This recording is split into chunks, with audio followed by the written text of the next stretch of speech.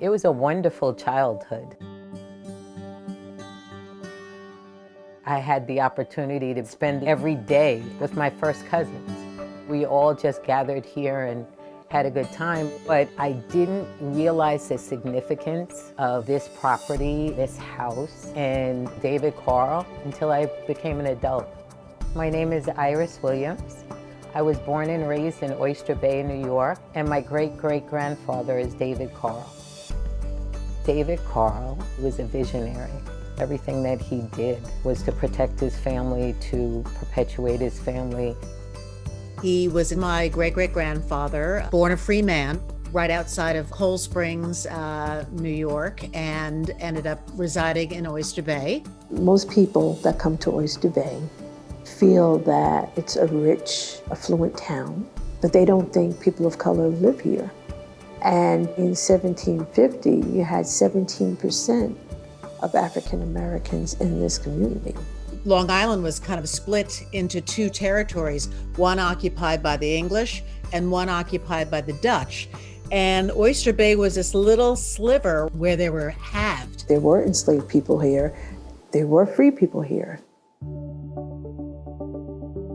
David Carll had his own shipping business where he transported freight to Connecticut and Westchester County.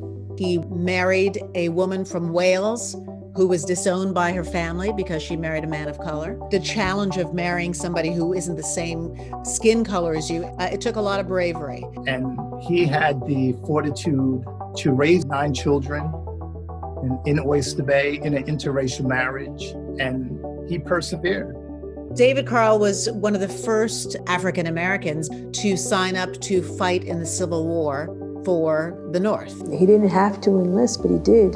He wanted to see others feeling the same sort of freedoms that he had. He knew people in this town that were enslaved. When it's time for him to come home from the Civil War, $300 was given as a bounty for any person that enlisted. So David Carll purchased the property. That's when Carl Hill was built. He did something very significant in terms of purchasing this property in Oyster Bay, a primarily white town. And it became known as Carl's Hill because we had most of the property on top of the hill. My mom lived in the house. My mom's father lived in the house. His father was born and raised in the house. So we're talking about 5 generations. I spent a lot of time up on the hill. There was always music and we would always dance. We always had a wonderful Thanksgiving. Everyone gathered here. And when people hear the stories, they can't believe that we've been on that same property since 1865. The best stories that have ever been told are stories about how people lived. And we were able to actually get David Carll's pension file, which basically was a written book about his experience in the Civil War. One of the biggest surprises in his pension file was a photograph of him. As much as my grandfather talked about David Carll, we had no idea what he looked like. But it was so old and it was so discolored that there was no image on the actual photo. It was just black. And I said, well, let me see if I can take a photo of this tintype picture. And so the flash flashed onto the tintype. It actually pulled out the image. And I actually had an image of this man that my family has been talking about for over 150 years.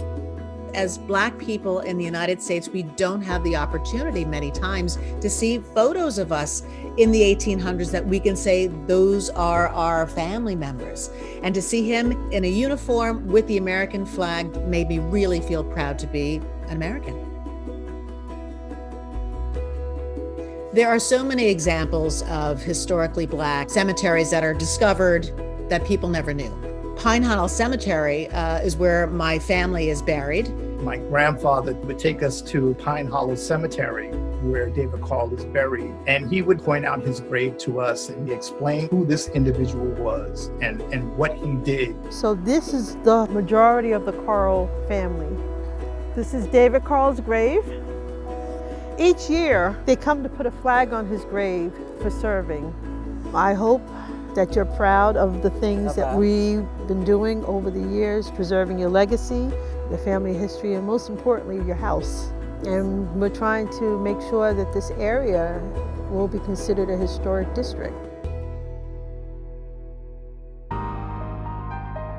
We create our own history as we move forward, but we have a lot of shoulders to stand on because there are a lot of people who have paved the way. And David Carll is the most courageous man that I know of. He was the man born free who had the courage to sign up to fight for freedom in the Civil War and came back a hero. His legacy is this big, beautiful family that I'm a part of and this wonderful land.